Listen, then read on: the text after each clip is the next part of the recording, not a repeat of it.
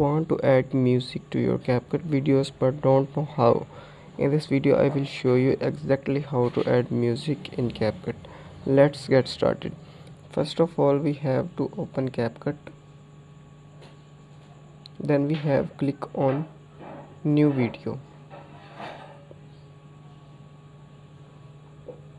Then select the video you want to edit, on which you want to add music. Then we have add it.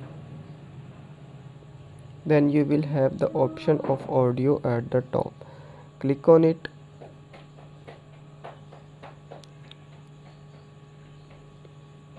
Click on sounds at the bottom.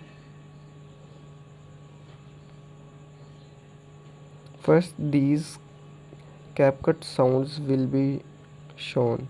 Then on second number you will have your music that is in your mobile, and you have to click on device.